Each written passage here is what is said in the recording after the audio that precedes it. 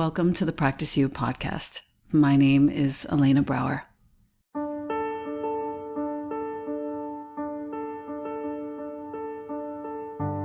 Together, we'll explore and enjoy content and conversations around mastering transitions in our relations, our wellness, our careers, our families, and especially in our missions and visions. You are invited to learn and love and listen with me. Welcome to Practice You.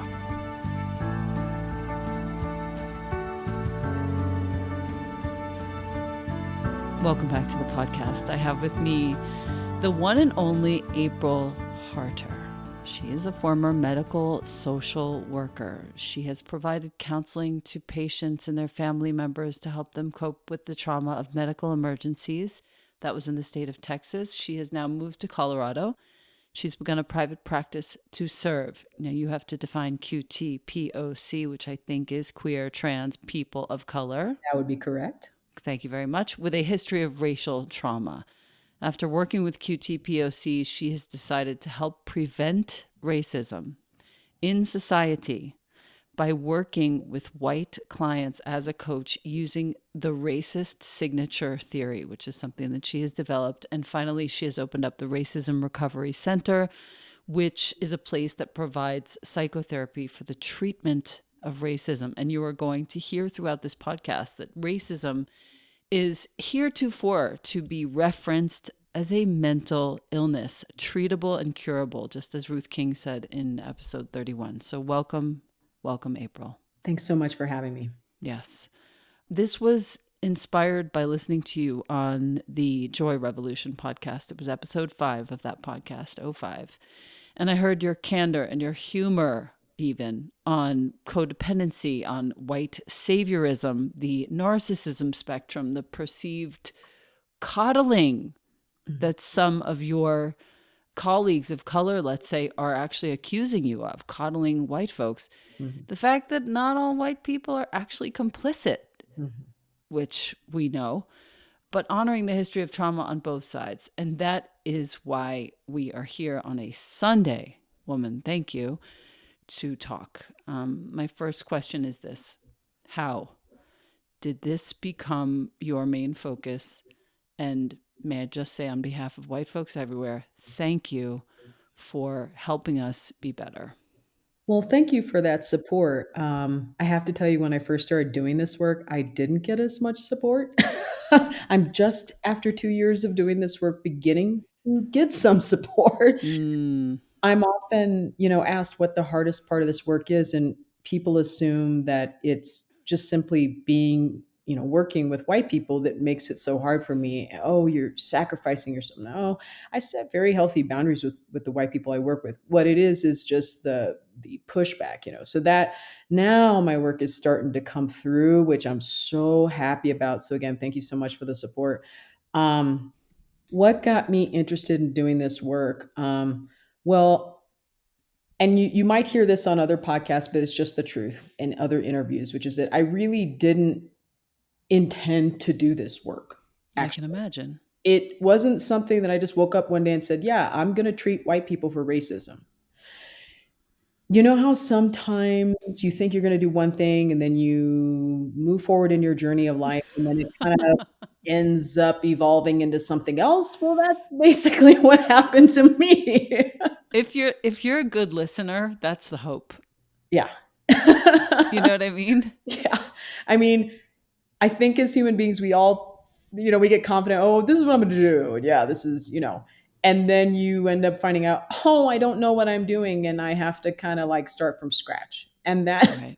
And in so many ways, that's what I did. And I have to say that, so how did I first start this? Well, there were, I guess the first thing, and it's interesting that you are a yoga instructor and there's so many yogis listening, because actually the first epiphany that I had that really sent me on this path towards doing the work that I'm doing is in Shavasana. Corpse pose. Straight up. Because I was I did a little intense little yoga session for about 60 minutes and sweating my butt off, you know. Yeah. Then I just went into shavasana and cleared my mind. And out of nowhere, in my mind's eye, and I could feel it in my heart, and it was like, these white people aren't doing it on purpose. And I was like, what? Like, this was like, what? Because before that, I myself, with my own racial trauma, would get triggered and I would get frustrated when I first started coaching white people before I created the theory. And this was like the experimental period. And I'll never forget it. And there was this settling in my heart of, it was a grief experience, it Mm, was a release. It was like I didn't have to carry that burden on me. Like, I'm now paranoid of all white people because they're going to act in a racist way to me, or right. that they're all complicit. I mean, at that moment, I go, wow, there actually is hope for white people.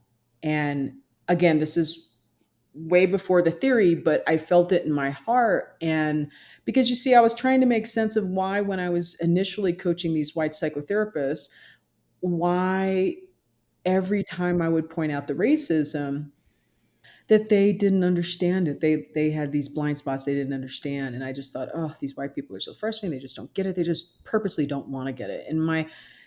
And that was my own racial trauma talking. And that was like the collective consciousness of many POC, especially black folks, which is that we're like, white people, can't be trusted. And I'll get to that in a Hmm. minute, because actually, for the most part, and this is something probably pretty unsettling for a lot of white people, it is still true unless a white person has worked through understanding their racism and really doing that heart-centered work.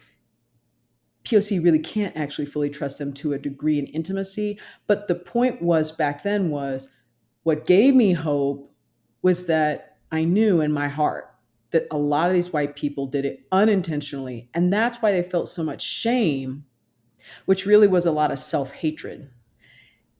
And as a clinician, I saw that as a symptom. So when I first started coaching, I didn't know that this was going to be a therapeutic approach, because the way I first approached coaching was pretty much how most, you could say, anti-racism educators do. You're teaching Mm. critical race theory, you're talking about microaggressions, lots of white people essentially hire us, POC, to point out what's racist and what's not, and then a white person goes, okay, I won't do this and I won't do that. Band-aids. Your little band-aid solutions, yeah. And it really, in the end, kind of makes things worse, because, well, it doesn't kind of, it does, because then it gives the false notion that if you follow etiquette, Mm. that you're going to just stop your racism.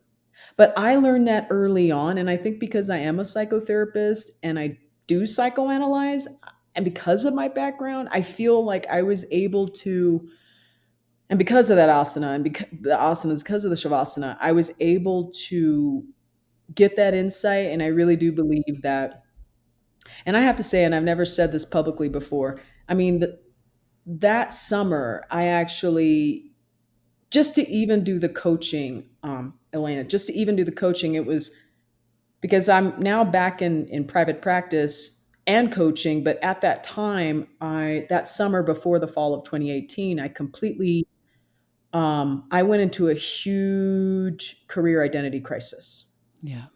Yeah. And I had a really spiritual experience, because I very much feel very connected to my ancestors. Mm. And I remember this moment when I was in my living room and my husband was watching television, and I just sat there. And sometimes you can feel really conflicted and you just start boohooing. You just start crying because you feel Yeah. so terribly conflicted.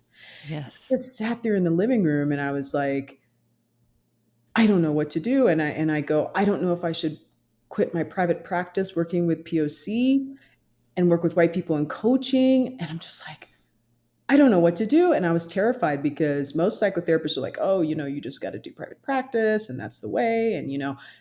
Transitioning from, at that time, private practice working with POC to then exclusively working with white people in coaching, that was a terrifying decision. But in the end, I made that decision. I remember sitting there and just feeling in tune with my ancestors, and I felt like my ancestors were telling me, and the universe was telling me, you have to do this because this is why you're here.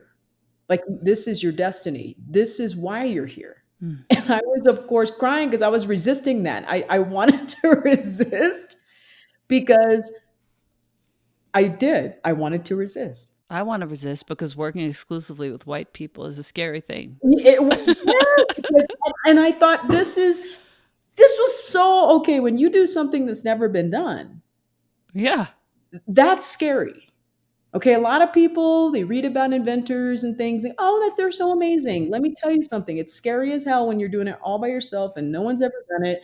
And you don't have like a bunch of people going, yeah, we've been there, done that. We can support you. It's like, Mm. it doesn't work like that. Like, you have Mm-mm. support in other ways, but when you're pioneering, man, you run solo. That is like you're leading, and you got to step into that frontier and get into it, into the woods. And it's like, oh my gosh. So it was terrifying, but I took the plunge. Yep. To your So, knowledge, is there anyone else doing it? no, nobody's treating white people for racism. Nope. No. It's such a big deal what you're doing. There are so many words and notes that I've written down, but one of the things I want to talk about is the shame of it, and the fact that so many of us who really do want to understand have spent the last several weeks just learning about the history of this country, the US. I have also friends in Canada, also friends in Australia, who are now learning the subtleties slash overt genocides and atrocities that have occurred. And this is the first time many of us are looking at it. There's an article in the Times today regarding the great disparity in textbooks at schools, depending on what state they're being taught in. Yes. And so many of us now knowing that this is not, I'm Jewish, this is not at all unlike the Holocaust. It's just far more protracted. Mm-hmm. I've been to a concentration camp, and I know what that felt like to be there 80 years later. So how do people go and have weddings on plantations? That's a total tangent. I'm so sorry, but I just had to No, throw that in there. no, it's all good. But most of the white people that are listening to this right now, if you're listening to this right now, you actually want to be part of this evolution. You are aware and recognizing that this is not the story that you want to perpetuate. That said, when it comes to, I have several zillion friends of color, and I now feel like I have not actually been as intimate as I ever imagined I was with them until now, knowing what I know. So that's a part of, I think, the work that you do. And I feel like we are ready to hear about the crux of your teaching, which is that this is a form of codependency. It's a form of, on the spectrum of narcissism, and it's rooted in childhood trauma, no matter what color you are. We all had some childhood trauma. On the white side, if you had to pick a side, on the side of whites, in my understanding, if you were abused mentally, physically, emotionally, sexually, you have a set of traumatic experiences that will actually contribute to your capacity to perpetuate racism and Yes. disempowerment. And then on the side of the people of color, wow, you have a whole sequence of events that have happened, none of which I, as a white person, could ever identify with, but was watching from the sides going, what is that side? My head askance going, why is this beautiful girl in my class not being called on? Why? She knows the answer. Why is she not being called on? When people of color go to this experience of spectrum of narcissism and childhood trauma, they have a whole set of different traumas. And that also feeds into the perpetuation of racism, as I've seen it with the shaming and the blaming and just it's not a forward momentum as I see, but you are. Your work, April Dawn Harter, is forward momentum, and that's why you're here. Speak to me about how you discovered that this was narcissism, a form of narcissism in its various degrees, and how do we get into the childhood traumas that help us perpetuate this illness of racism?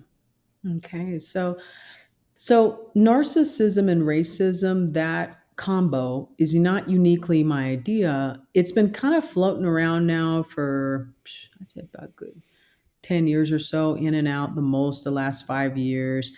But the problem was, okay, so let me get to white fragility for a second. So, Robin DiAngelo, I don't remember the year she published this book, but so she published this book about white fragility. Hmm. Okay. And I honestly could not finish this book. So I when couldn't either. I couldn't, because there was so much. When I read a book and there's so much misinformation, I literally cannot even finish the book, because then I know, okay, I can't finish it, right? And so but the one thing that she did state in her book were about racist defense mechanisms, right? These defense mechanisms, which is true, but I had already Hmm. understood that when I was interacting with these white people, right? Initially, again, before I created the theory. And so I knew they were defenses, and I knew that it was narcissistic. And so I knew it was narcissistic, because I knew the symptoms of of NPD, narcissistic personality disorder, because I'm a psychotherapist. So I already knew the symptoms. Plus, you know, the work that I did with QTPOC was feminist therapy. So I'm very familiar Mm. with the dynamics of abuse and neglect and sexual assault and the narcissist, and all that is within the feminist pedagogy. I mean, that is the foundation, right?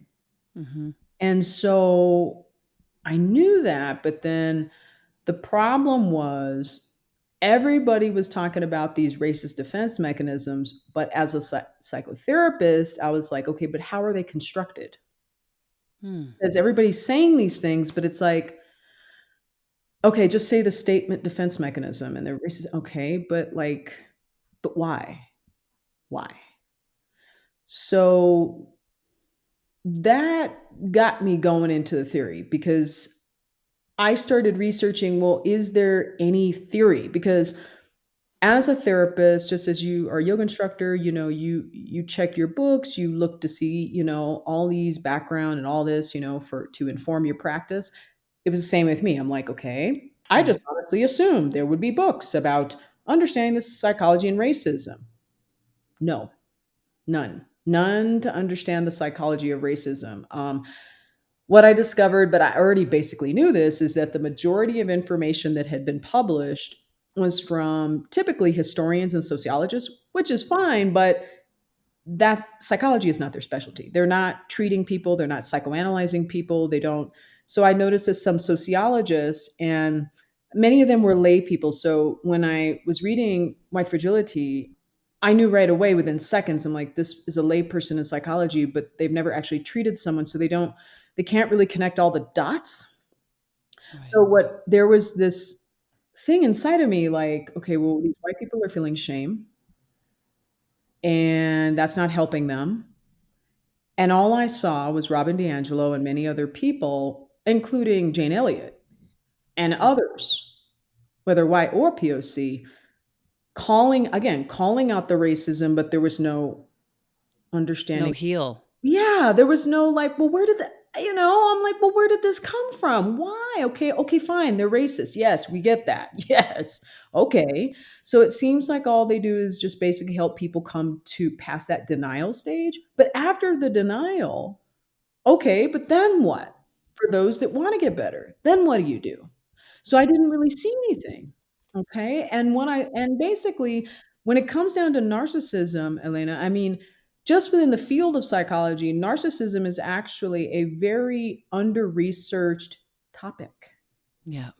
It actually, and not only that, but even let's say that you went to, I don't know, let's say you went to a therapist and you struggle with narcissism, and your insurance company won't even cover it, Oh, because they say narcissism is so difficult to treat that they're like, well, we're not going to pay for it because there's no point. They'll never get better. And I can't make this up, because I used to work for United Healthcare. I used to work for United Healthcare Jesus. as a social worker for that company. So I know already the deal firsthand, Wow.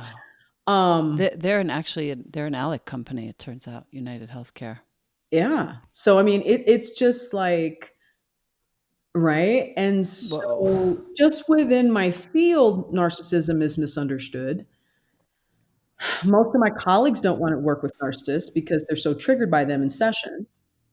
There's very little training on how to work with narcissists. Now, schema therapy is one of the types of therapy that is very good for narcissists, but Right. and that's a compassionate approach, but it's like, you know, there isn't much compassion for the narcissist. It's just like this person's an evil person, and they've done some bad things, but like, but back to what you're saying about covert and overt, but there's a difference between intentional versus unintentional. So Mm. when you have someone that's acting in racist ways, they're acting on average, most of the white people that I interact with, no matter how painful it is that they say to POC, and it is hella painful, especially Mm. denial and intellectualization, which is, it usually is covert, which is connected to that codependency. And because the original work that I did was feminist therapy, I also, of course, deeply understood codependency. I have thankfully healed myself, not healed myself, but got EMDR myself Yeah. to address the trauma that was underlying my own codependency. So not only am I recovering codependent, but I also was working with codependents too. So I knew it personally and professionally, like, oh, okay, right? But okay, so here's the thing. A lot of people don't know that codependency really is a form of narcissism too, because typically when we look at narcissism, we're like, oh, you have the good one and the bad one. You have the bad one that's a narcissist, the good one, the poor innocent codependent. It's like, no, it's both narcissistic, right? And when we hear the word narcissistic, it's so, ooh, So charged. ooh, it's really like, oh, I don't want to be labeled a narcissist, But the thing is that if we really dig down deep, what Mm. is narcissism truly? Narcissism, we hear about that wounded inner child. Where do you think the wounded inner child, well, it's interesting because people will say, oh, I need to heal my wounded inner child. But where do you think that came from? Wounded inner child of your Childhood parent. wounding. Yes, literal. Literal. And so literally there will be people walking around going, oh, I'm so into reading books about the wounded inner child. Oh, but I've never been abused as a child. I'm like, what? Like, that's actually what that is. Oh, no.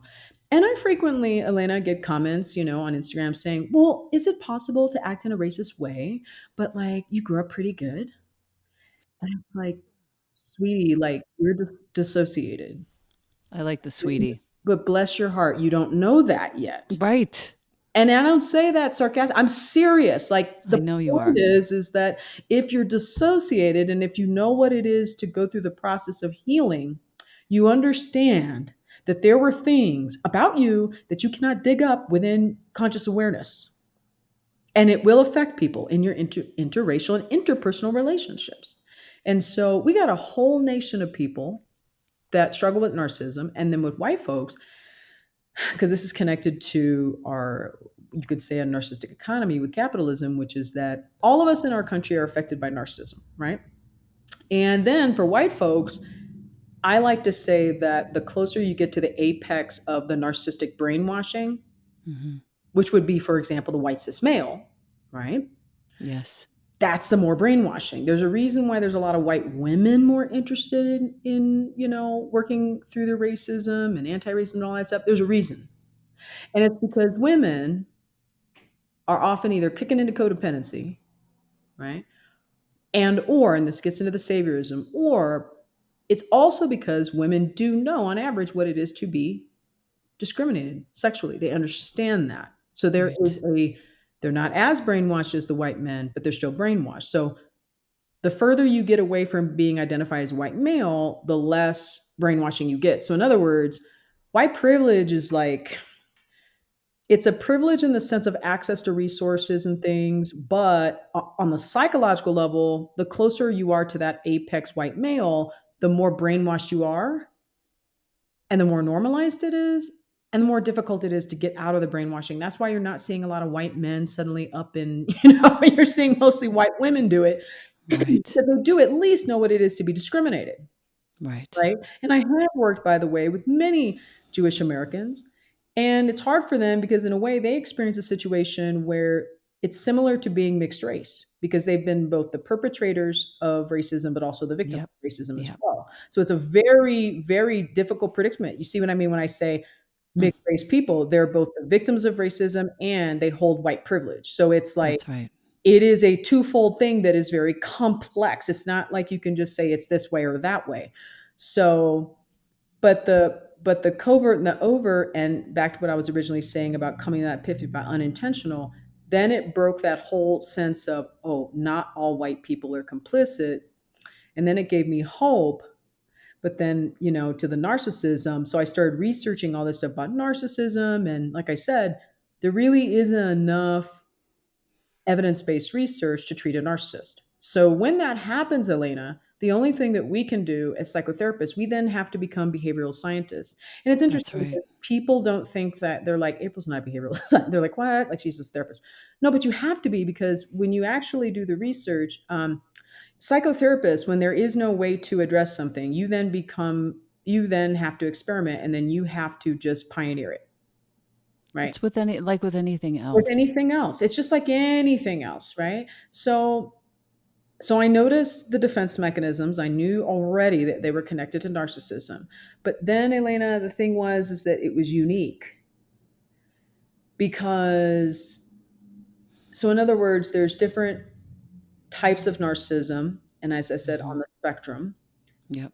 And the way I look at the spectrum is ranging from unintentional all the way to those different shades of gray to the intentional. Right. So it's a lack of insight, right? But the uniqueness of the narcissism of the racist is that a racist is taught racist schemas. To center himself or herself in general in life. Correct. Because if I just recently did a crowdcast on the clinical criteria of racism on crowdcast. And when you look up NPD, narcissistic personality disorder, when you look that up, you are literally going to see sense of entitlement, feeling like, I mean, like you literally see white supremacy just like written all over the place. And it shocked me that no one had really dived deeper. And I think why that is, Elena, is because in my field, a lot of clinicians try to like run away from the intersection of social justice and psychology. There's more of a focus on the victim and there's much less focus on the perpetrator. But back Right. in the day, one of the things that I learned in understanding feminist therapy is that there's a lot of research already that's been done when it comes to domestic violence and sexual assault, that the way to prevent this cycle of violence is actually to help the perpetrators. Like, this is nothing new. And so it caused me to realize this is sort of like battering and intervention program, like BIP. For those that may or may, this is kind of clinical, but it's a thing. Battering and intervention and prevention program. Yes. This tends to be a court ordered thing that Yep. oftentimes men, sometimes women, but often men, when they assault their spouses or partners, domestic partners, Hmm. the court order, there's a court order that says you have the option of joining a BIP program, BIP. And so I thought to myself, I need to create a program similar to that, but for white people. So good. Because I remembered all that feminist. Yeah, this is an exclusive interview because I'm telling you, I've never said this before because you're asking really good questions. And so I was like flooded with, my God, I got to create the equivalent of a BIP program for white people, but I also That's don't right. understand their psychology. So then I had to create the theory too. Right. And the theory was essentially me reviewing dozens and dozens of white psychotherapists that I had coached for many, many, many hours and reviewed these defenses. And some of them are the standard defense mechanisms, such as denial, intellectualization, projection. But the other ones are uniquely racist, very particular, right? So we're talking saviorism, perfectionism. People wouldn't even think perfectionism as a defense mechanism because that's not in the standard literature, but it is an issue. Right. So so I know I'm going, do you mind if I keep on going here? No, I actually want you to keep on going because I think this is the heart of the healing of this Yes. Oh, starts here. okay, cool. So I teach about these 42 racist signature patterns, right? But let me at least teach about the core seven. So the first one is, I call them, so I go racist and then blank. This is the type of defense mechanism, right? So I really, when I created these defense mechanisms, I really kind of, the ones that are the outliers that I'm going to talk about, like saviorism, I had to like think outside of the box, right? Compared to my traditional psychological training about the defense mechanisms originated by Anna Freud, right? Mm. She expanded upon her father's work, right? So we have racist denial, and that is the most painful defense mechanism that a white person can perpetrate to a POC. Then we have racist intellectualization. Okay, this is like, well, I can't be racist because XYZ, right? And racist denial being Mhm. that thing of, oh well, I'm not a racist because I love black people. That's right. So that would be denial. So it's hard because it is possible to love someone and also abuse them. Totally. It's interesting because, when we go back to Bell Hooks, all about love, she talks about how can you love someone when you also abuse them. But the truth is, as a therapist, you can actually love somebody and still be abusive. Actually, clinically, you can. There Um, are countless very successful films on this very matter that are very yeah, touching and poignant. totally can be abusive and still love someone. So that's what there's. So why it's such a predicament for white folks is that then it's a contradiction and it's cognitive dissonance. So it's like, wait a minute, but I love this person, and that cognitive dissonance Hmm. is, I'm a good person, but then I did something bad. How do I reconcile that, right? Well, because Right. let's not go into black and white thinking. Let's get not try. It's hard not to, but there's a tendency to go into the cognitive distortion of black and white thinking when one has experienced trauma too, right? Because that we have that tendency to go into black when we get triggered, we go into that black and white thinking, right? Good, bad. Yeah, it has to be good or bad. And that, and that is going, before I continue with these signatures, I mean, that goes back to what you were saying, Elena, as you were introducing just this segment that I'm talking about, which is about the shaming and this and that, or this and that. That's because what you're seeing right now on television, on social media, YouTube, whatever, you're seeing a lot of polarization because it's like a black and white, literally and figuratively, a cognitive distortion of how to see racism. So it's Right. always like you only see it as the KKK and the white nationalists, and then white people are like, but am I really like them? And it's like, yes, you're acting in racist ways, but you are not complicit like them. If you literally go in the dictionary and look up the word complicit, it means that you intentionally planned something and did it.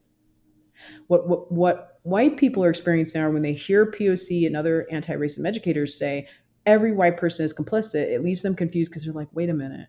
Like I didn't intentionally do this, but it is very bad, yes, but I didn't mean it. And then it's like, but Hmm. I want to believe them because they know more than me. So then I must have done it on purpose. And and then it's just this whole shame spiral, right? But anyway, That shame spiral is something that I'm seeing a lot in my community where people get really ashamed and then they go and take, 10 different classes and they give money a zillion different times. And then there isn't really any healing done because they're just stuck in an overwhelm.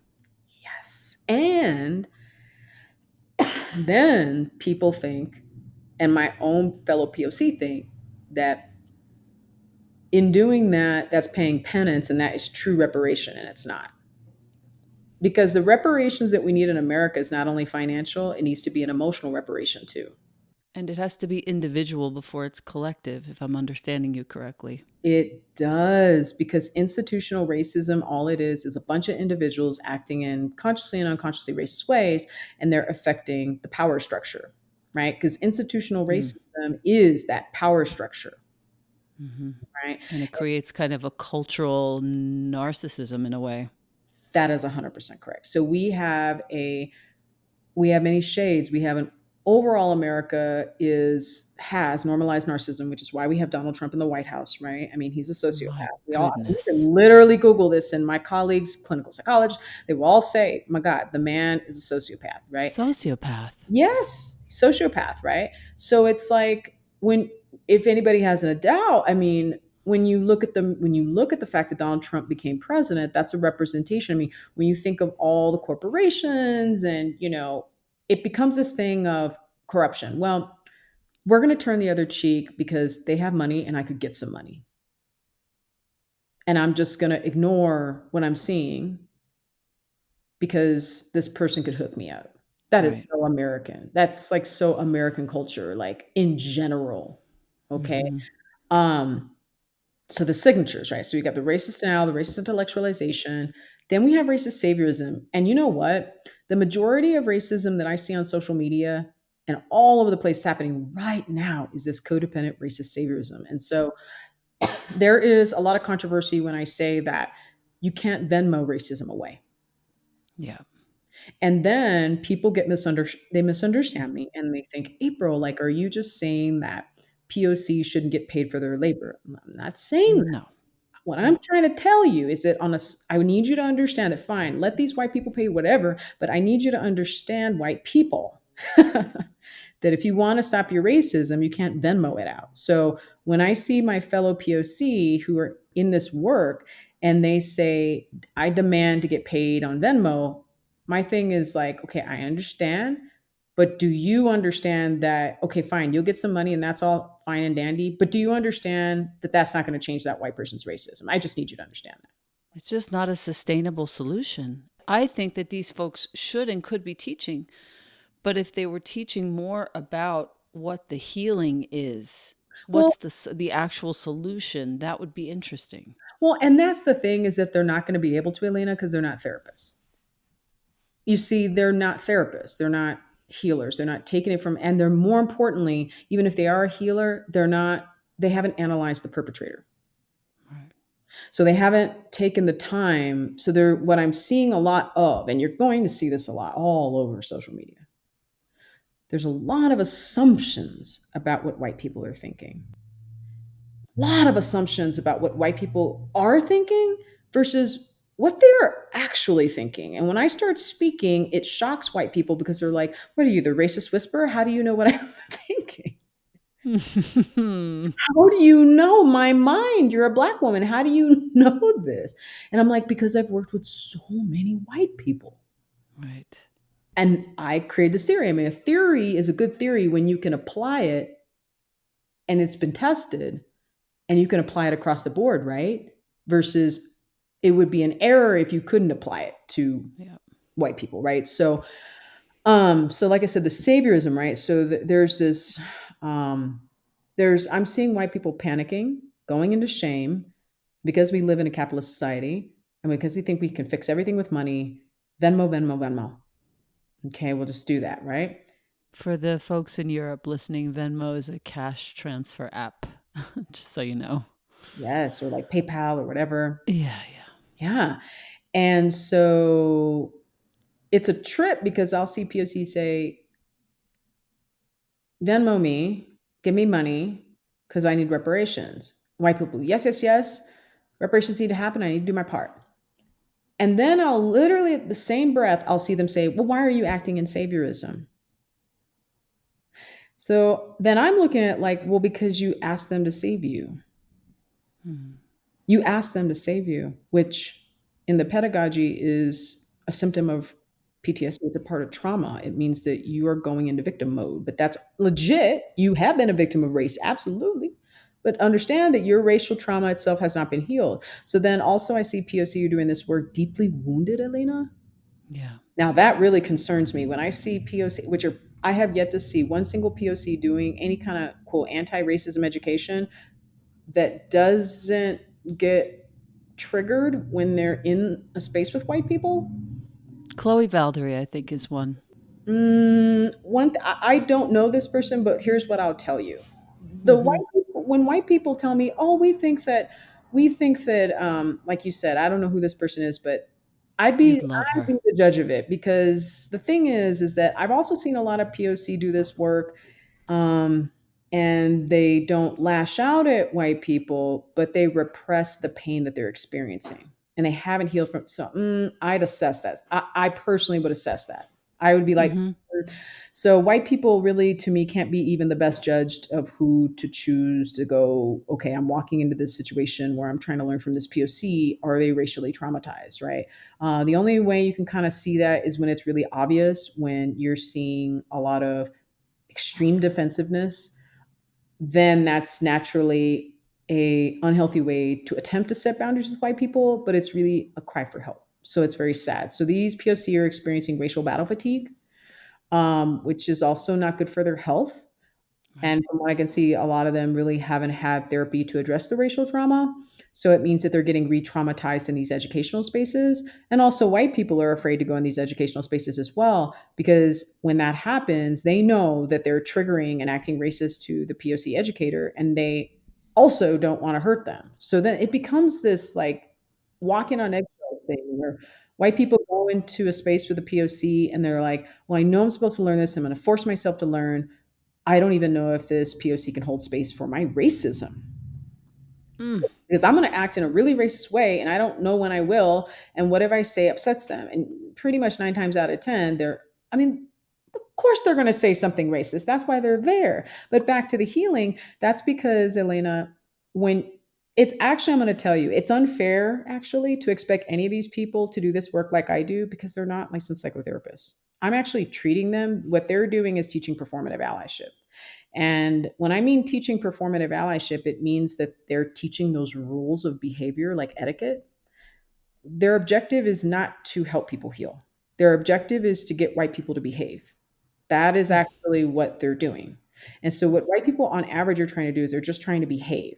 But that etiquette, etiquette though, is not authentic because etiquette only works when you're meeting someone for the first time and then you may not see them again or you hardly ever see them. I'd say that's when etiquette, not so bad. But what if you're actually in an intimate relationship with a POC? They could be your client, they could be your family member, they could be one of your friends.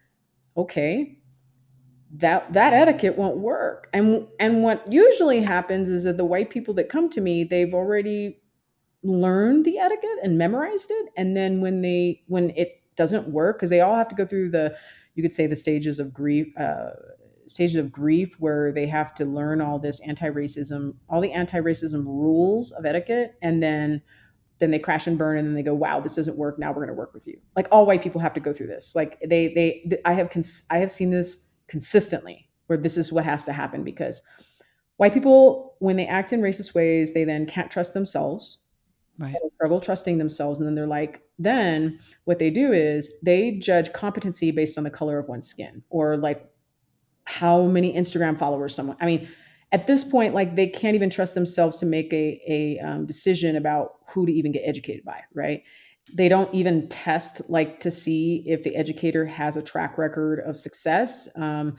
And even if they do, those testimonials, I will tell you what, this is like a real elephant in the room. All my coaching clients will say this to me. They're like, April, I was afraid to say, I would never publicly say that this person, I lied publicly because I didn't want to say anything bad about this person because then I'm going to get attacked. Like these are the little secrets that are told to me in coaching. Right. And they're like, they don't even want to say this is ineffective. Right. And so that's where I'm also causing a lot of white people to feel uncomfortable is that I'm saying what a lot of white people actually confess later, but they're scared to death because they're like, Right. we don't want, some of them go, well, I'm scared to, to agree with what April's saying because then maybe I'm acting even more racist. Like, no, it's called either works or it doesn't work. So, what's interesting about this, but at the same time, really terrible is it's like saying, we can't even take racism seriously enough for it to be scientific because it's all about image, of course, back to perfectionism, right? It's not Right. even about competency. It's just about what looks good and what feels good, but it doesn't actually Oof. work, which is very superficial, right? And that's, if we're really genuinely trying to stop racism in society, don't we need to create evidence based practice? Evidence-based psychotherapeutic practice. Right. So I'm coming from the psychotherapeutic background, like we're evidence based. So yes, it's not fair to actually. I will critique these people, but like the truth is that they're not healers, they're not psychotherapists, they're not. Essentially, what they're doing is that they're walking into a room full of perpetrators who have a history of mental illness, which is trauma rooted in trauma, and they don't know how to interact with. So you got traumatized POC with traumatized white people, then white people acting as perpetrators who have also had a history of trauma, childhood trauma, and they're spewing that onto POC educators and POC in general, and then POC are then getting victimized and at the same time trying to teach. It's like a bunch of traumatized kids Yes, yes, just running around on a playground, victimizing and violating each other. correct. And this is why you're seeing all the drama on Instagram for years now when it comes to anti racism spaces. This is why. And when I see the cults of these white women that go picking on other white women, that they do these call-ins, they're really getting into cult-like behavior now. But why would they do that? And I don't say that to shame anyone listening, but listen to me.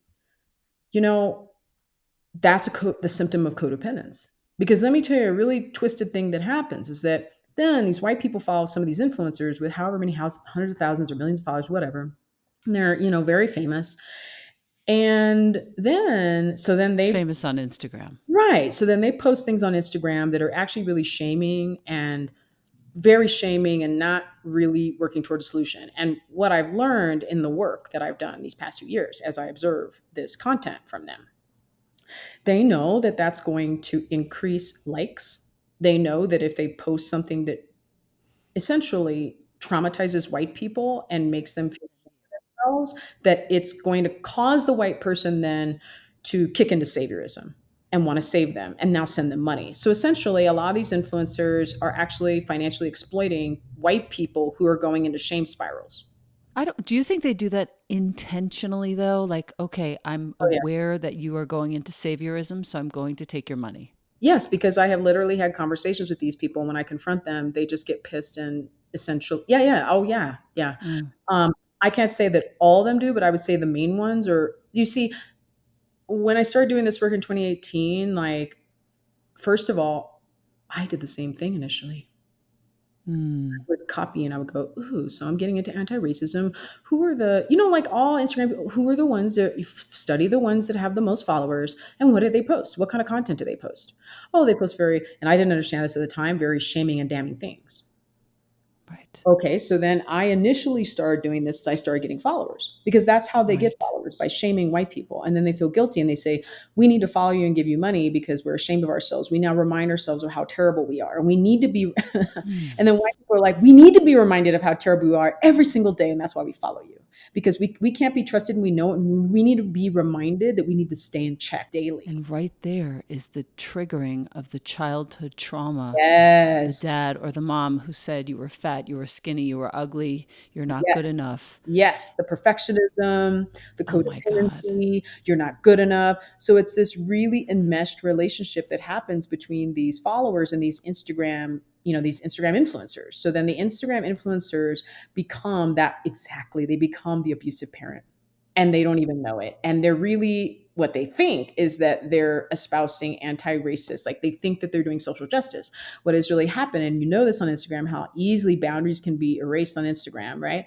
Yes. Um, it's very difficult, right? And so white people then get in enmeshed relationships with these POC. They all of the unhealed trauma that they've experienced, which is results in the codependency, which is proximity to power.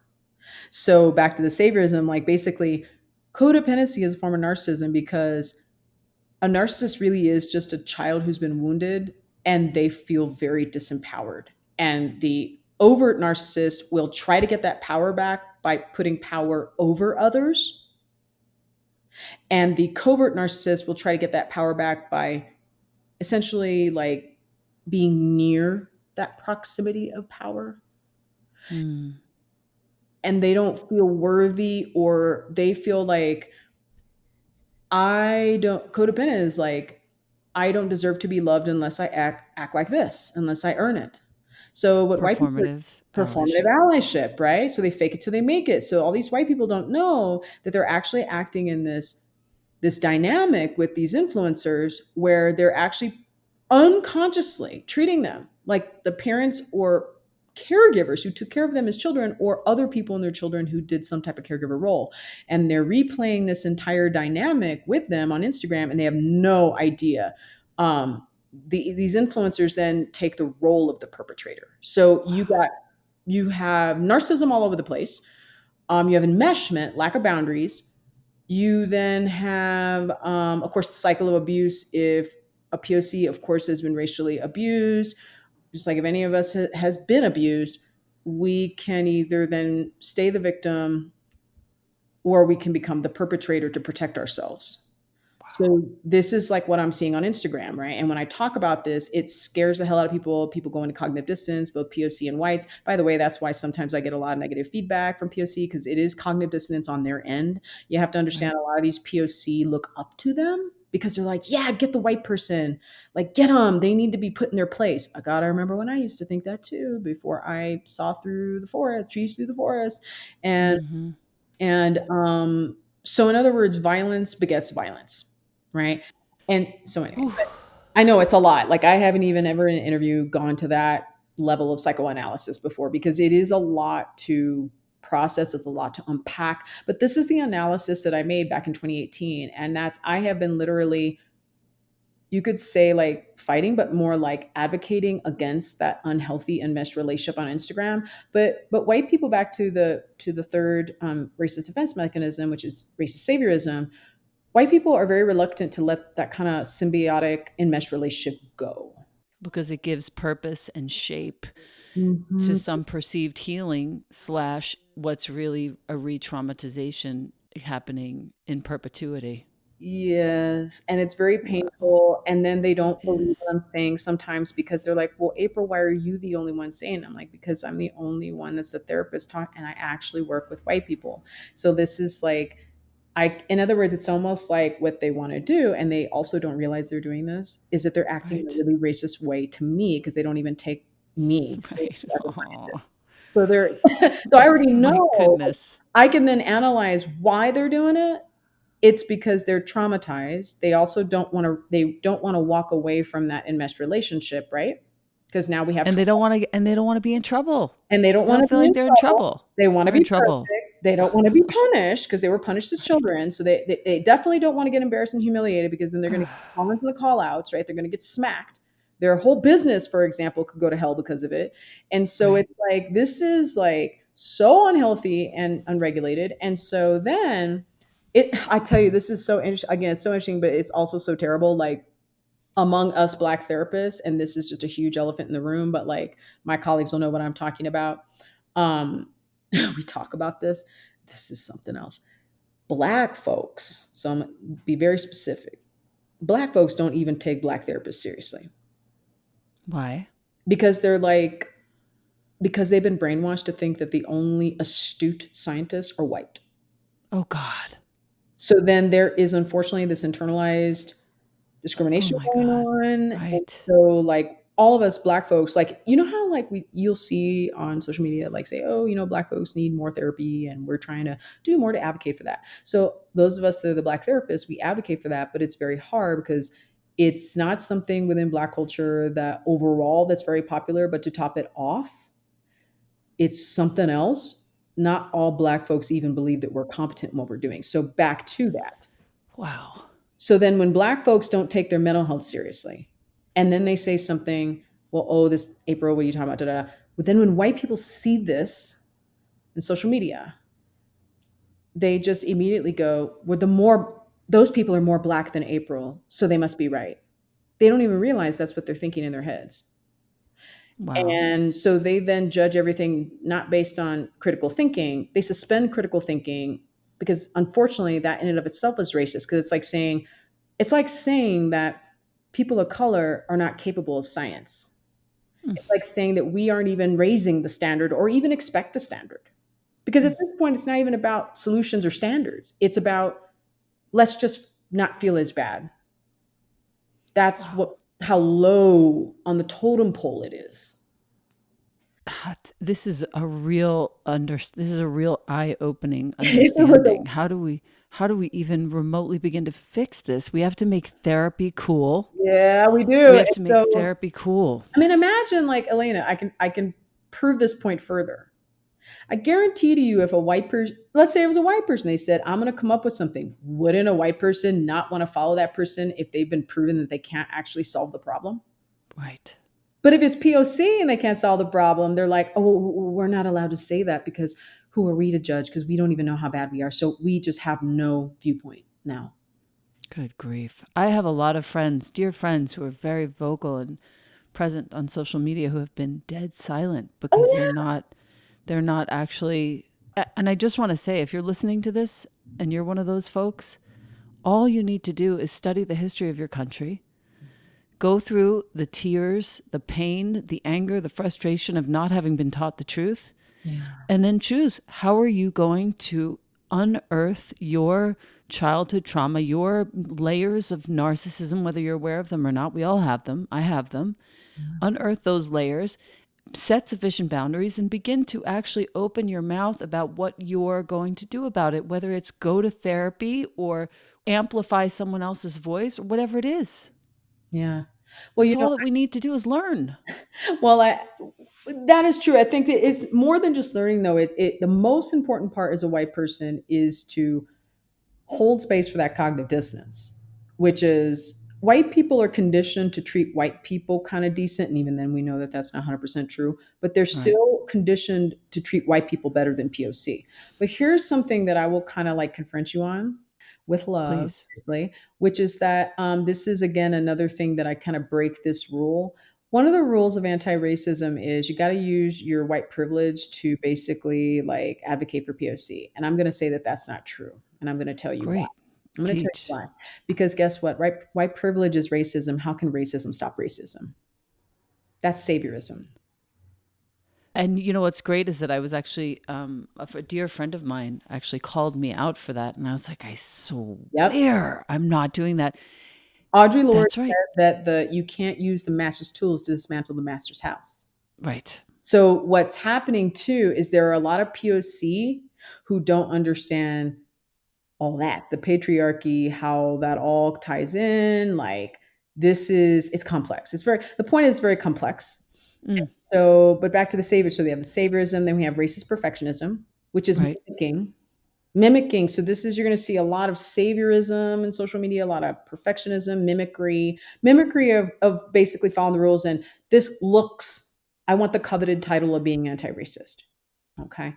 And then five would be racist projection. So racist projection is the fifth of seven. Racist projection is whenever a white person essentially calls in another white person. That's because POC anti racism educators teach that white people need to police other white people. And this is the thing. If a white person wants to police another white person, like they need to understand first of all, can they actually stop their own racism legitimately? Have they healed from their race, from their narcissism, from their racism? Have they themselves done it? Otherwise, it's hypocritical. So then you're policing other white people, okay? But is that going to stop their racism? No, they're just going to end up getting defensive, right? And that's Right. all that it's going to do. Right. So projection means that when a white person's more focused, and this is like so much all over Instagram, when white people are more focused on other white people who are more appear more racist than them, and then they usually end up bypassing their own healing process to focus on that other white person. So then they don't even know or want to hold space for their own cognitive dissonance. It's very painful. It's so much easier to focus and project onto somebody else. Right. And this is what happens too. I've seen that. The sixth one is racist rejection of whiteness. Now, a very extreme example would be Rachel Dolezal. Rachel Dolezal was a white woman that pretended to be black. And she was in Washington State and everything. And there's also a wonderful documentary, I believe, on Netflix with Rachel Dolezal. But so this is what happens. Let's say, for example, I'll use New Mexico as an example because actually, a year and a half, 2 years ago, I actually went to New Mexico for the first time. I stayed in Santa Fe and then I drove to Albuquerque and I had a good time just kind of eyeballing Santa Fe and Albuquerque. And one of the things that I found very interesting about Santa Fe is how there's so much like there's racism everywhere, but like Santa Fe in particular, and a lot of rich white folks in Santa Fe.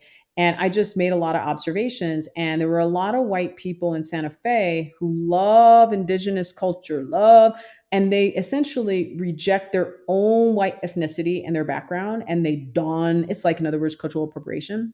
And they kind Yep. of like think, the way to get away from racism, from my own racism, is to literally distance myself from my own ethnic background. That's That projection. well, it can be, but it's just literally the rejection of whiteness. Like you literally dismiss your own whiteness in order to basically be safer for POC to approach you. Still a perpetuation of racism. It still is a perpetuation of racism because Mm, why? Because anytime you bypass that cognitive dissonance, you're still acting in a racist way, and right. it's often unconscious because it's a defense mechanism. Because defense mechanisms are all unconscious. And why are they unconscious? Because it's connected to dissociation, which is connected to trauma. Okay, so for I want to hear the eighth one, and then I want to talk about this cognitive dissonance Seventh one. bypassing. I think I, Seventh one, yeah, sorry. the final one is probably like the most, in a way, kind of the most painful of all, in a way, not to POC, but it's the probably the most jarring for white people, which is racist leadership. Racist leadership is when white people such as Robin DiAngelo and Jane Elliott, they haven't worked through they have not healed from their racism, and yet what are they doing? They're teaching white people how to stop their racism. They are literally, bless their heart, the biggest hypocrites on the face of the earth as far as like addressing racism. So, but I want you to keep in mind that they just don't know that there's anything else. Like they really do believe that they do. They really do think they're doing their best. Mm. And you'll even hear Robin DiAngelo say, well, it's a lifetime of work and I still harbor racist feelings. Well, isn't that concerning that after this many years you've been doing this and guess what? Like you literally doesn't that for 1 second you think like, okay, you've been doing this for however many years and then you still act in racist ways? How does a white girl avoid that pitfall? Ooh, that's what I'm here to do. Right. That's why I'm doing the work that I'm doing. Mm-hmm, mm-hmm. Um, but what I will tell you is this: how do you avoid that pitfall of getting into learning about performative allyship, which is pretty much, I mean, 99.99999% of the content that's out there? Yep. It is praised, and it is even Ibrahim Kendi. I mean, I am kind of a heretic within this, but I do speak truth to power as a therapist.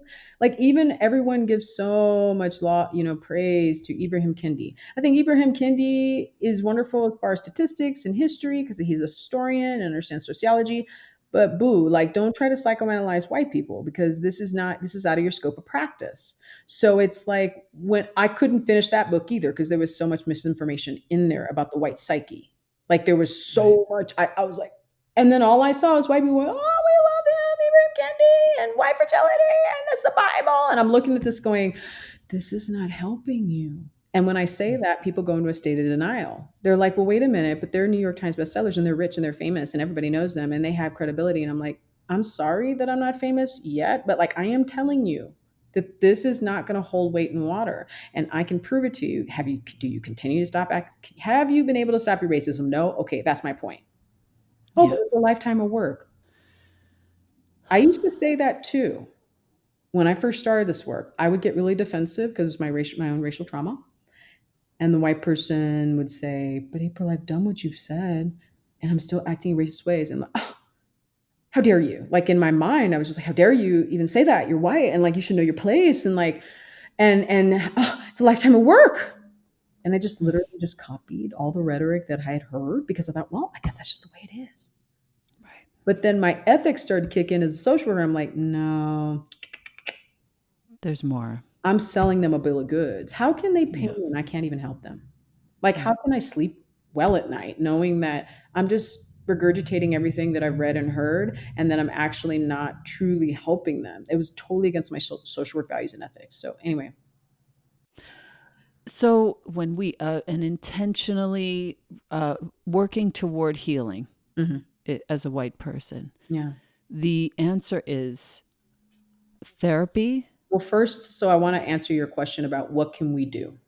This Yes. is why I created the 10-week series because one of the things that I noticed, and we're going back to the beginning of the discussion, is self trust. That's actually the first homework assignment of my coaching group. We just finished our first week. And that's the one I have on Crowdcast because you see, the first thing that white people need to be able to do to avoid the pitfalls of Mm. not doing the emotional work, the true emotional psychological work is to be able to understand the fact that they struggle to trust themselves, to discern who to learn from. And I don't say that. I know that sounds like, oh, April, you're just trying to get everybody to follow you. It's like, no, listen to me. Like, hear me out. Those of you listening, listen to me when I'm telling you. Like, if you can't trust yourself, then how will you ever expect a POC to trust you? Because true solidarity, because this is the real deal, and this is what white people don't realize what they really are trying to do when they try to follow these rules. White people are following all these influencers and following all these rules and reading all these books and doing all these workshops, following all this etiquette because they want to be seen as trustworthy. Oh my God, of course. It's so simple. It's very simple. They want to be seen as trustworthy. And because think about it, if because what do POC say? How come you're not doing activist work? How come you're not engaged in anti-racism? Why aren't you doing why aren't you putting your life on the line? But you know what? It doesn't happen like that because you can't read a book that teaches you how to build intimacy and trust. No. This is Hmm. basic 101. Like you cannot that's not how you build trust. And so white people first of all just need to learn how they need to learn the courage to trust. So there's actually a book by Cynthia Wall, Spell her last name. Cyn. Oh, Wall, Hmm. Wall. So, but Got her it. so Cynthia THIA. she's a fellow clinical social worker. And she Hmm. wrote a book called The Courage to Trust. So then I decided, you know what? All these white people want to coach with me, but I already am max capacity with 75 people. I was actually originally only going to take 50, but like people were like just I mean hitting on the door to like work with me. I'm like, okay, okay, okay. I'll take 24 more. Okay, now this time it's okay. We're up. We're done. But because there's so many white people that are like, we want to do the work, April, with you, but we can't. I'm like, okay, you know what? You can get on Crowdcast. I'm going to do a 10-week series. And I just finished the first week. So we still got 9 more weeks to go. And the whole book, we were doing a book club series where I am guiding and we're interacting. And it's amazing. Oh my gosh. Elena, I would love for you to be there. Gosh. Elena, like when you sign up for that, right? Because I know you probably will. I mean, you will. Check out the chat box. Literally 99.9% white people. I was abused by my mother. I had a narcissistic mother. I was Yep. sexually abused. I was as a Yep. child. So, I mean, Yep. literally, you were going to see in the chat box, and everyone's like, thank you so much for having the courage to share. Like, we didn't know. And you were just seeing all this childhood trauma just bleed into the chat box. So beautiful. And it was so cathartic. Exactly. Like, all these white people were like, oh my gosh. Now, they're just like, I had no idea. And see, it's one, like I said, there's a lot of assumptions about what white people feel and what they experience and what is at the true core of it all. But in the work that I've done, I've studied them, I've actually worked with them, I've done the work myself. Hmm. This is the core of it. And Yep. but that's what white people need to learn how to do they need to learn how to understand how their childhood trauma has affected their ability to trust themselves, to discern. And also, when they then can work on trusting themselves, they can then learn how that's like the foundation to learn how to be trustworthy In general, in general, but to and all people. especially to a POC. But especially to all, yes. So what a lot of people don't know about my work is very holistic. People think, "Oh, April, we already have a therapist, but we just want you for the racism." And it's like, no, I'm a No. therapist. Like, I'm here to help not just your racism, but like all of your relationships too. So Yeah.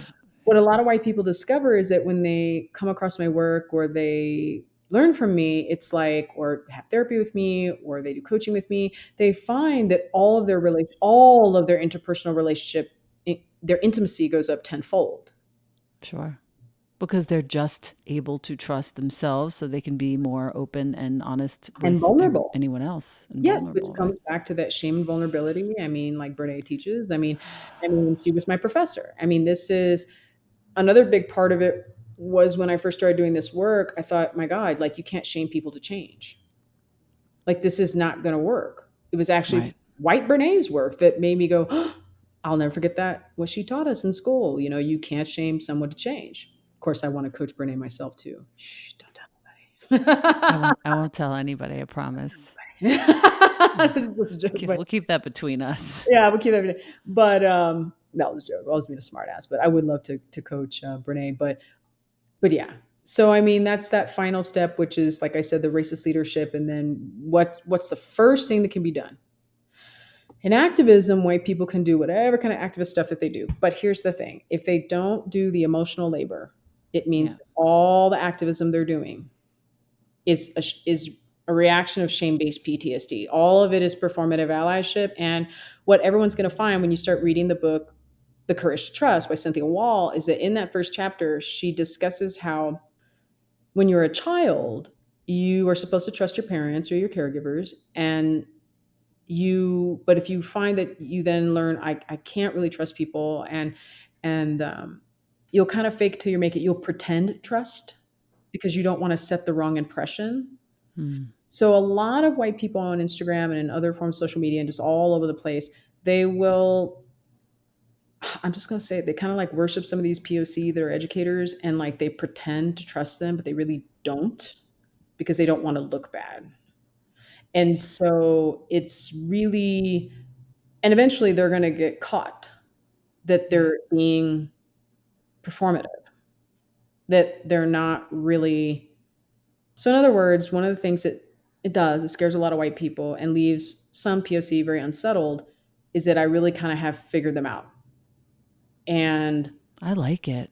It's I very love it comforting, I too because find. let's get to it, like Let's let's just cut all get the to it. BS. Let's just get Yep. to it. Yep. And but it's so you have to understand, it's just so triggering for people. It's very hard for people. I mean, think about it, like, oh, I don't know, it's like Galilei. I mean, and that's an extreme example, but it's like everyone thinks the world is flat, and then there's this one guy, actually, the world is actually, that's not the way Actually. things are. And Right. people are like, oh, what a laughing stock, put them in the in the cellar, and that's kind of, it's really funny but not funny. That's kind of what I'm experiencing right now, Yeah, I'm sure. which I've worked through, but it's like I wasn't the first one to come up with that. So I know some that will check Instagram and see that. That's a whole other discussion. But the actually the first people that really, it was actually first Jewish psychiatrists who were trying to prevent another Holocaust, who first started studying Nazis that were racist, trying to psychoanalyze their racism. Wow. Yep. I mean, makes sense, right? Like, we don't want another Holocaust. Clearly, they're psychotic. Something's up. But again, that's the more overt psychoanalysis. So, but they were trying to prevent that. And then that kind of like died off. Nothing ever became of it, because racism is seen as a political stance instead of like a mental illness and connected to mental illness, which is Mm. PTSD and the narcissism, that Mm-hmm. spectrum.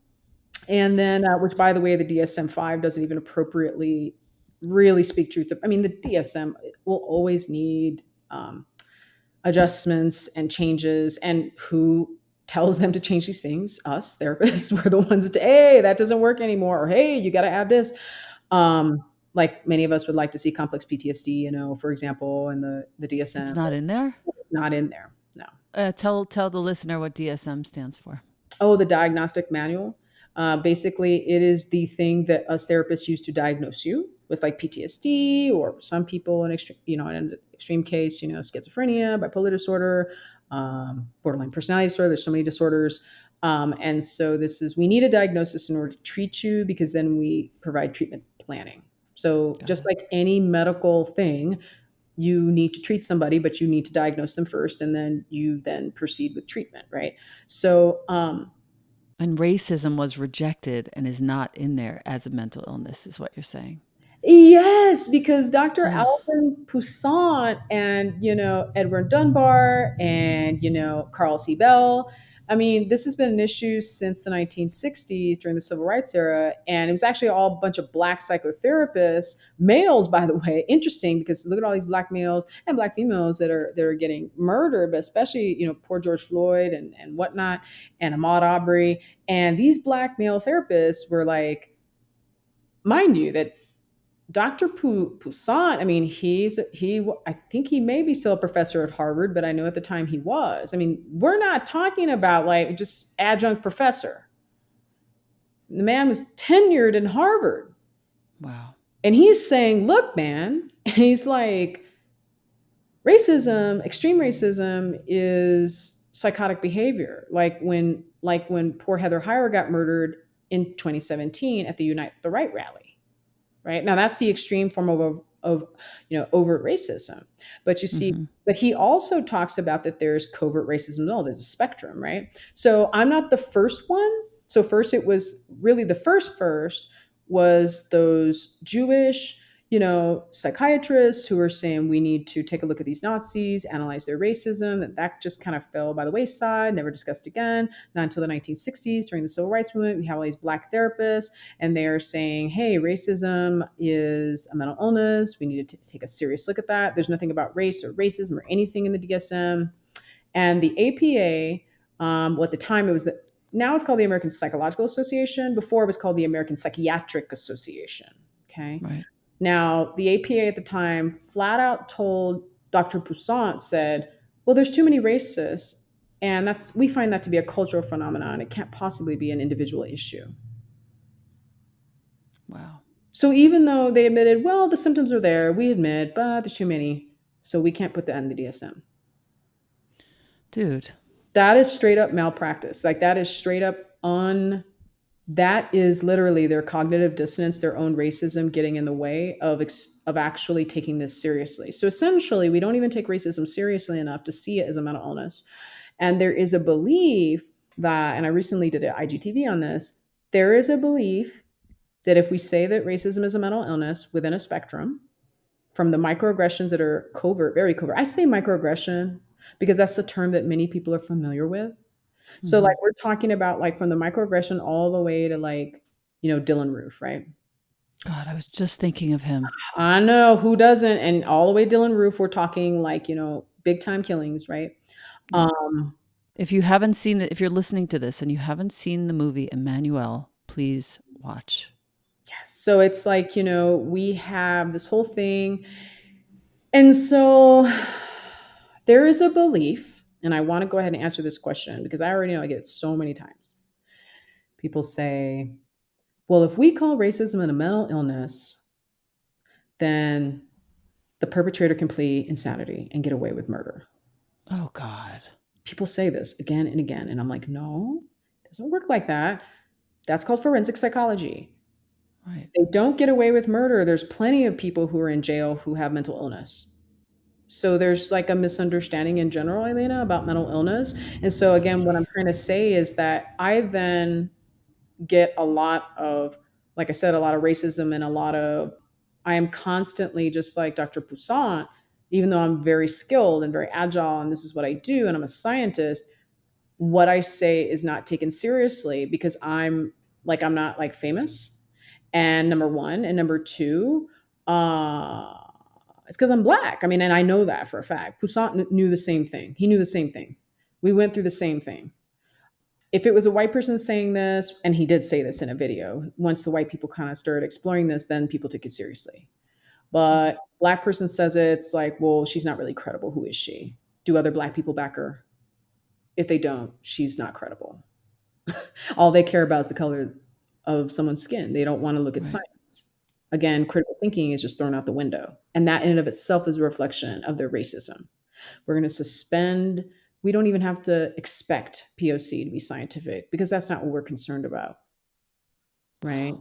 So deep. It's as above, so below. It's so deep. Absolutely. I literally said that the other day on a live and I was discussing as above, so below. It's the same concept. The as above would be like the institutional racism and the below would be the personal racism. So it's all connected, but it does start with the individual and then it spreads to the institutional. And so another question I often get with dissent is, I mean, I could literally answer any question that people ask me because I've already, they often ask me, well, if you say that you're dismissing institutional racism because there's this thing that's like a chicken, like a the chicken or the egg question of what came first, Is it Mm-hmm. individual racism that came first or is it the institutional? It's the individual that started it first. And then it spread into who do you think creates the laws, the policies? Individuals. Mm-hmm. I mean, it's basic. And for some reason, people like when I say that and they're like, oh, now they get it. But it's like it's that's how far Elena, we have a long way to go to learn about as I'm sure you've heard in this, and then like um we have a long way to go in understanding the psychology of racism. And many that are also listening, if you will find that, oh, here's another one that I always get. I can't help it. I just can't help it. I Get it. constantly get asked about my grandmother's hands. I mean, I am constantly asked about this. They think that my grandmother's hands is similar to the work that I do. People will say, April, but have you read my grandmother's hands? And just like what you do. And I'm like, no, it isn't like what I do. And I couldn't finish that book either. Tell me more.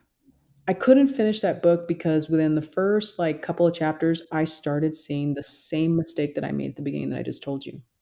And it was basically that all white people are complicit. So then I knew at that moment as a clinician that this person hadn't worked with white people. They had not worked with them to address their racism and on a serious psychological level. I could tell. That was an assumption. Okay. That was an assumption, and I just go, oh my gosh, so this person's now going to predicate. But I could tell in working through their book that just skimming through that they definitely had a lot of experience working with POC and racial trauma, just not working with the trauma of the perpetrator.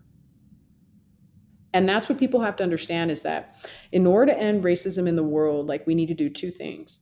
We need to heal the victims, and we need to, as in, it's not the victim's fault, but just for the justice aspect, also healing Right. justice. The I think that all POC who have been the victims of racism, like they really need to be able to heal from the complex PTSD that they experience because of Right. racism. Right. But more importantly, even if they get the healing, and this is really, really extra why I'm doing this work, even if they get the healing, they're going to step right out into the street and get re victimized again by white people.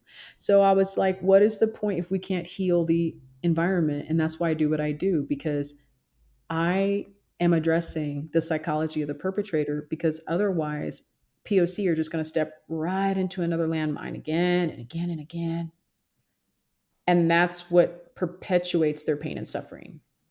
So, and white people themselves emotionally are immature.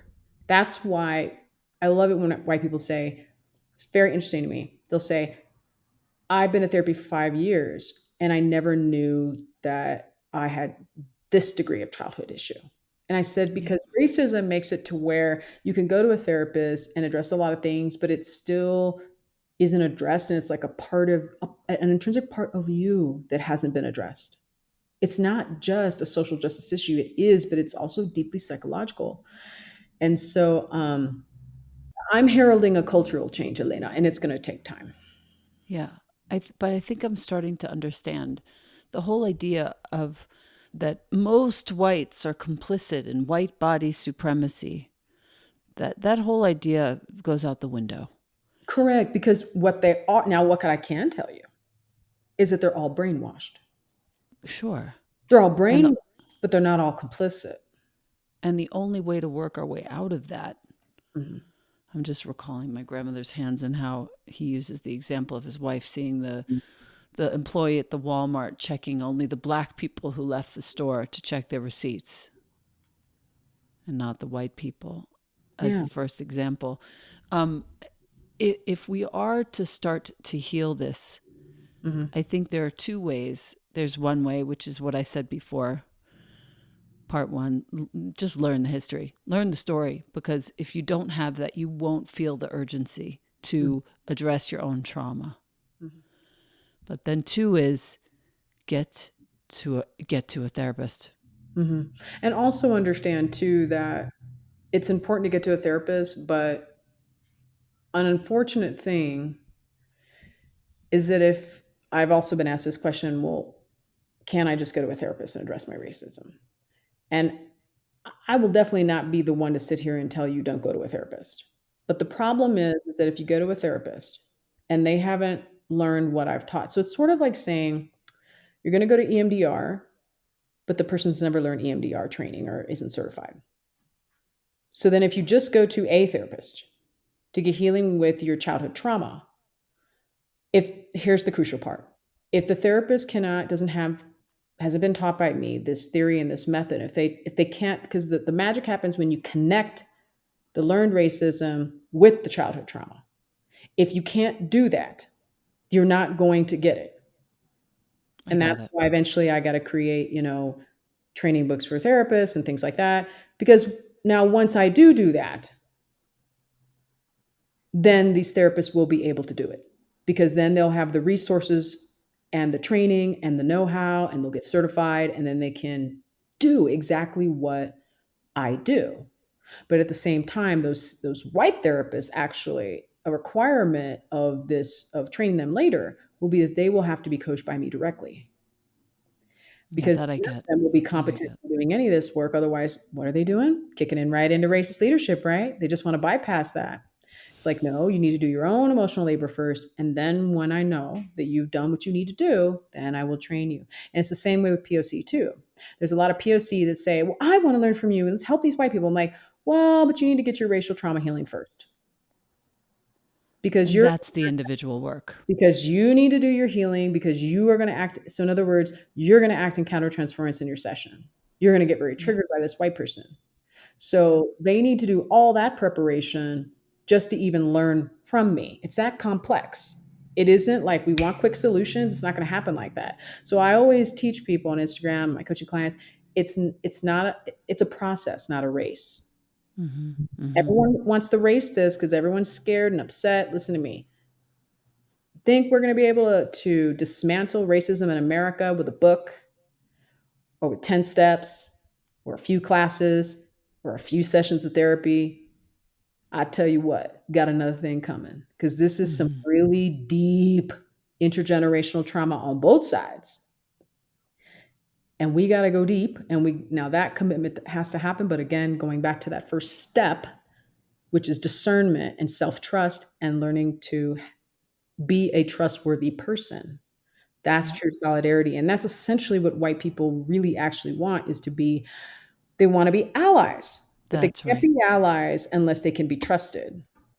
So for the POC listening, know that, I know this is probably going to break your heart, but you know it's the truth, is that white people really can't be fully trusted until they've worked through this stuff And can trust themselves. and can't trust themselves, Mm. which just triggers more shame, a whole shame spiral. So it's like, Yeah. it's going to take time. I always say that white people need to go through a grief process first to come to the realization that anti racism will not address their personal psychological issues, Right. because that's what's happening. That white folks need to go through those stages of change, that it's a Right. special type of, psychological focus on the perpetrator. They have to go through that first.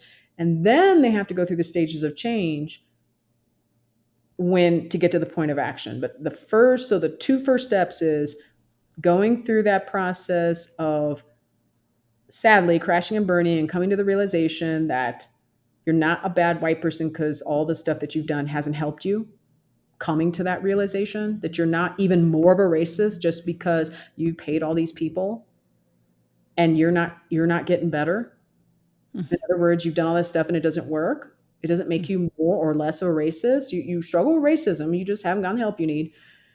And then two, being able to discern by learning how to trust yourself, so then you can ultimately become a trustworthy person to all human beings, including POC, and you can be a true ally, because that is actually what POC want. POC want whites to be trustworthy, but we cannot be trustworthy human beings unless we do the emotional labor. So there you go. Yeah. If, well, first of all, you called me out. I'm totally going to work with you. How do I work with you? I'm I'm excited. There, Honestly, I've been looking for a new therapist for a long time, and now that I've moved, I don't have anything or anyone, so I'm a blank slate again. well, here's the thing. I mean, and I want a lot of people to know this, because I literally get so many requests for people to have therapy with me, but I can Mm. only treat people that are in Colorado and in Texas. But mostly, I really want to try to keep it to Colorado. So I wouldn't be able to give you therapy because I don't have a license in New Mexico. However, Dang. for those, I know, but for those who, but here's why I provide coaching, and here's also why I'm doing this training. So the way that the coaching works, so this is for all the white people who aren't living in Colorado, right? Which are most of you. That's why I have the coaching, because what coaching does, guess what the goal of coaching is? Coaching is to peel back those narcissistic layers of defense Mm. and to beautifully prepare you to work with any therapist that is doing an evidence-based practice. Got it. Because I'm doing all the unpacking layer stuff with you in coaching, Hmm. so that all that's left after coaching is trauma that needs to be healed. And I can tell you that it doesn't matter if they're white. Like, I get a lot of white people, oh, if they're white and they act in racist ways, can they help? Yes, they can. Because you've already gone through the process with me in coaching. And then in the end, the little trauma nugget is what you're going to get healed with. And in my coaching, at the end of coaching, we I literally I will be working with the clients um, at the end of the year, and I will be helping them identify which evidence based treatment for PTSD, because it is specifically PTSD, that Great. they will be using. So, for example, a lot of time people struggle with intellectualization. And that's why I love EMDR and somatic experiencing, because those are evidence based practices that will get you out of your head and into your body. Yoga, yoga therapy. We're talking about things that'll help you address that trauma head on, but it must be evidence based. So EMDR is evidence based. There are several that are evidence based. CPT, cognitive processing therapy, many, many others, somatic experiencing, prolonged exposure therapy. The actual best of the best for trauma is PTSD in particular is exposure therapy. This has been proven again and again. So the two for exposure would be EMDR and prolonged exposure therapy, as well as cognitive processing therapy. Okay, CPT. Got it. Got That it. CPT is actually used with veterans, with combat veterans. The VA developed it. It works really, really well. But anyway, yeah, I mean, that's what we do. So I would get on my waiting list for coaching. And in the meantime, like I said, please join me for developing self trust. It's on Crowdcast. That would be crowdcast.io/racism recovery center. And we have already done the first week. And there are beautiful exercises every single week, and everyone gets together like we did this past week, and we talk about things, we share things, they share things, and you can't beat it. $50 for 10 weeks, and this is the beta of this. It's ridiculously affordable. I wanted to make it Ridiculously affordable. I wanted to make it, well, come on, think about it. I wanted to make it ridiculously affordable because, like, I don't want any white person to have an excuse that, well, I can't afford this. It's like, no, like, please, like, you need this, like, get in it, do it, like, $50 is a lot for some people. And it's like, I need you to do this because it'll help you. So you got to be really courageous and bold just to even get into this type of way of looking at things. Yeah, I And yes, agree. many people do feel guilty. They're like, I'm betraying the influencer that I follow. I'm betraying them. But again, that's codependency. That's saviorism. You're not here. You need to be doing this for the right reasons, as in stopping your racism, not by kicking into codependency and going, I'm here to support that Black person. No. I even have my own followers. They get distracted and they go, we love April and and they can't help themselves. They go right into saviorism. We're following her and we're going to support her, use our white privilege to support her. And I'm like, sweetie, but you need to learn how to stop your racism. I'm here to help you. Like, I'm a clinician. I'm here to help. Like, you need to help yourself. And it's hard for them to conceive that I'm not this Black person that can't be strong enough to help myself. uh, Right. and so, yes, so that is we're doing a I'm lot of excited. shadow work, Elena. It's a lot of shadow work. It's all shadow work, dude. Mhm. All of it. And I feel like I'm really glad that I've exposed myself to all the imagery and the visuals, as well as all the written word, all the James and Baldwin and all, just so many different things. Toni Morrison, we could have a whole nother conversation about one of her pieces in Source of Self Regard about land grabs, and how, when you were speaking about how this all started with an individual, it all started with like land grab in the end, which is all narcissism. All of it. Capitalism, colonization, exploitation. To me, I just look at it through the lens of it as a psychotherapist. Like, oh, it's all Right. narcissism. Yep. Yep. Treat the Yep. All narcissism of it. and the cycle of violence, all cycles of violence. Yeah. Last question, I promise. Mhm. When you were speaking earlier about the fact that it's very hard to codify a treatment for narcissism, I once had a conversation with a good friend who's a psychotherapist, and she was saying how she was referencing borderline, actually, which is a Mhm. version of narcissism. And she Yeah. was saying how that person has to be willing to see themselves and come in for treatment like 3 to 5 times a week to Yeah. catch all the iterations of what's happening. Is that true? That is true. So, for example, with borderline personality disorder, you got to get DBT, dialectical behavioral therapy, tends to be the most, like, the best evidence based treatment for borderline personality disorder. But here, where I want to talk about the borderline, right? So, like, for example, many of you may or may not know about Centoya Brown. I do not. So Centoya Brown was a black woman who I believe she was 16 years old.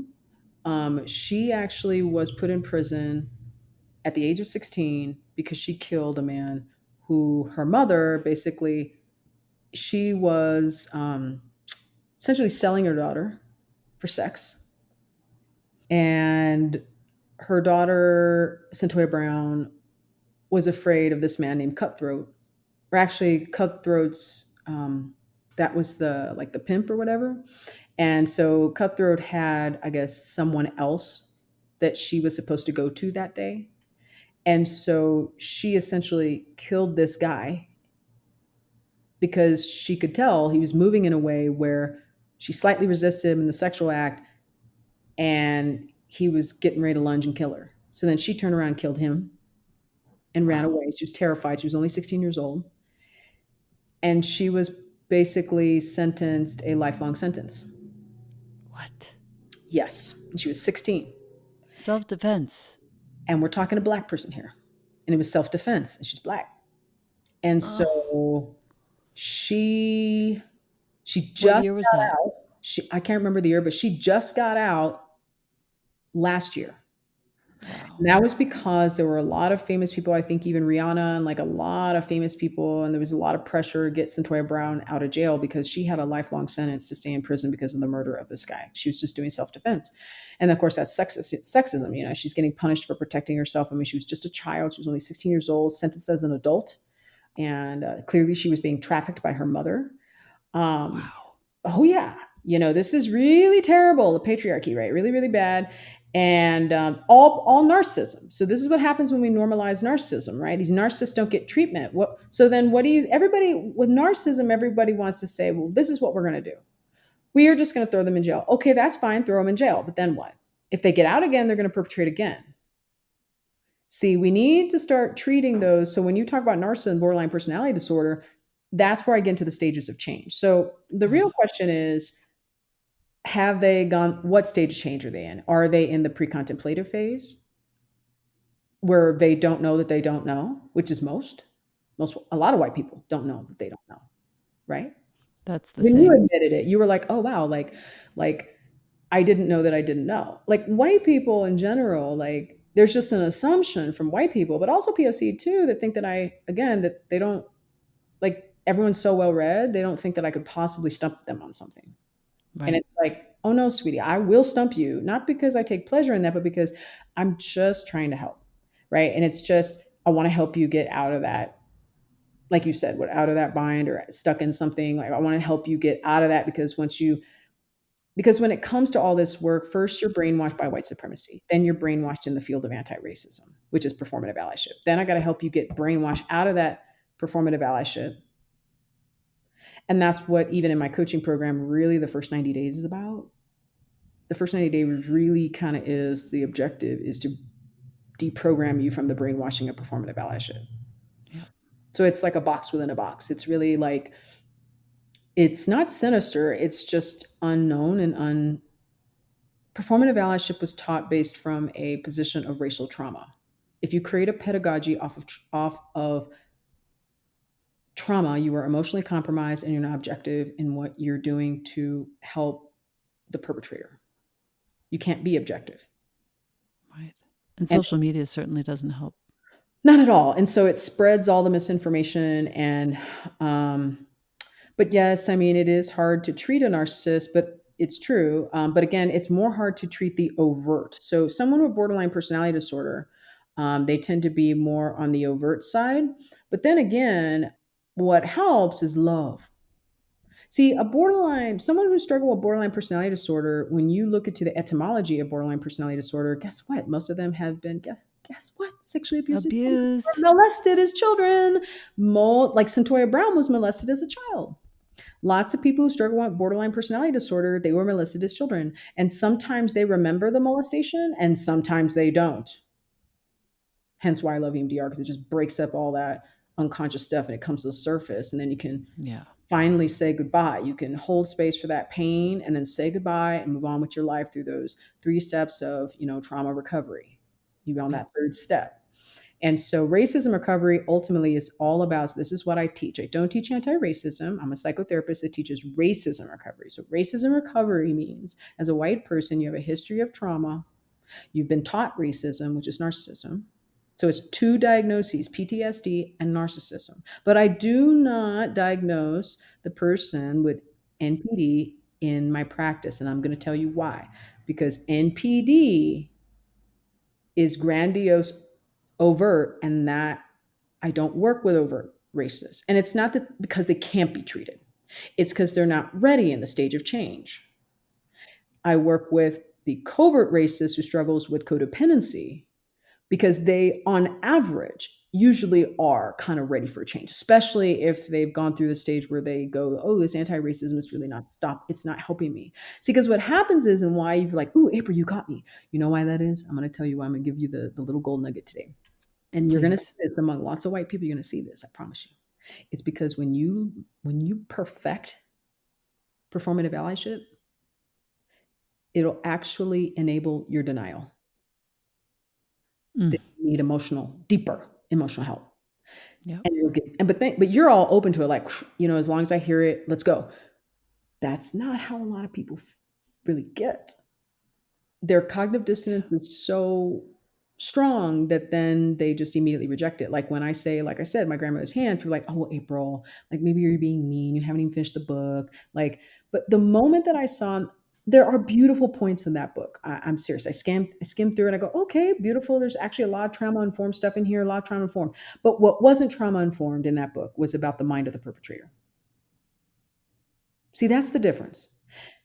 It was very trauma informed about it was slightly trauma informed about the mind of the perpetrator, very, very trauma informed about the mind of the victim of racism, Hmm. not quite trauma informed about the mind of the perpetrator. Because if we're not talking about shame and shame spirals and NPD, and if we're not talking about narcissism, trauma, and shame in a book, then we're not talking about the mind of the perpetrator of racism. We're not even talking about it. I could tell when I read it that it was like, and what a lot of people do when they try to understand the psychology of racism is that they kind of just, and I know because I used to do it, you research a bunch of stuff of what people have said, but you haven't actually treated the white person. You haven't actually gone through the process of analyzing them. So there's information that is research that's been assumed, and then there's research that's actually applied, and that's evidence based. So what I focus on is evidence based, not you could have 10 books that say beautiful things and it makes sense, but can it work? It needs to be tested. That's why it needs to be tested. Does he work primarily with people of color, Mr. Menican? I don't know for a fact, but just on what I skimmed through, I think he said that at the beginning. He's a therapist, because I know he's a therapist too, a trauma therapist. And from what I could tell, just in skimming through, mind you, I skimmed through, Mm. I think that he works with POC, but I think from what I could see, he's done a lot of, if I remember correctly, just at the beginning of the book, he was talking about how much work he's done with POC, helping them process racial trauma. But Yeah. man, it's so different, the perpetrator, the trauma because that's called perpetrator trauma. So this is like, that's an actual word. Everyone can Google that later, perpetrator trauma. There is such a thing as perpetrator trauma. So I work with the perpetrators of racism. So that's the thing. As a white person, you need to understand, if you want to understand your psychology, you have to understand I have perpetrated, and now I need to work with someone that works with the perpetrators of narcissism, the perpetrators of racism.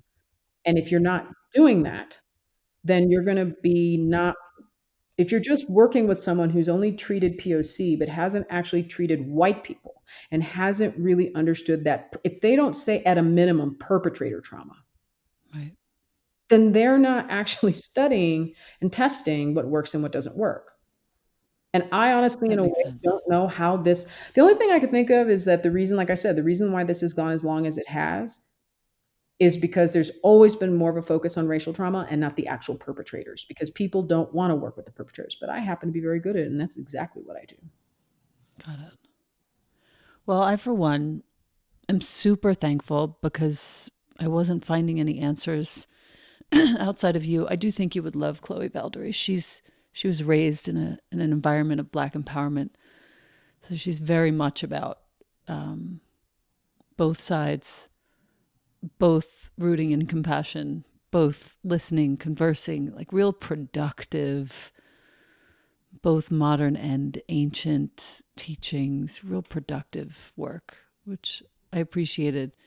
But the two of you together, in my body and understanding, really make a full experience and a full, understanding. So I'm looking forward to working more with you. Send me that. You're gonna have to send me that information. I'll be the best judge of that again. I I'm will. such a No, I scientist. totally I'm like, will. I hear that, Yep. but I've had so many white people try to tell me who I think I'd work best with, and then I get. I mean, there's a part of me that goes, "Oh, cool, let me check it out." I'm all excited, and then I'm like, "Oh, I'm disappointed." So I hope not, but we'll see. I hate to be such a skeptic, but I am a scientist. I do get a little skeptical. I will see. I will tell you though who I do look for. Mm. My favorite people that I like to learn from are like, for example, narcissist specialists, Dr. Ramani. There's a great YouTube site called Vital Mind Psychology on YouTube. He is a narcissist specialist in Sydney, Australia. I can't remember his name. Uh, um, I love Gabor Mate. He understands Sure. generate. I mean, I Sure. love Gabor Mate. I mean, they're the ones who understand narcissism and connect it to those who understand that narcissism is a child wounding and how they connect it through the macro and the micro, Mm-hmm. especially. So if anyone wants to send me information, you're like, oh, this is really cool. Don't send me information necessarily about critical race theory because I already know all about that stuff. Not that I've read it all, my goodness, but I already understand that. What I'm looking for is I'm looking to connect with people who are psychotherapists who have actually worked with perpetrators of racism, or if they haven't, which they probably haven't, like I said, is they are narcissist specialists. Now that's what I'm interested Mm. in. So Yeah, I get um, that. it has to be psychologically based. Yeah. Well, I think the narcissist specialists will be the best people to buffet and Yes. round out what it is that you're presenting to the world at Yes. large. Yeah. Yeah, I get that. Well, I could go on with you all day, but I just need to say thank you. Thank you so much from so many of us who are going to find a lot of momentum, healing, understanding of what to do next in this. And I really appreciate you. You're welcome. Yeah, thank you so much. And we'll talk again. All right.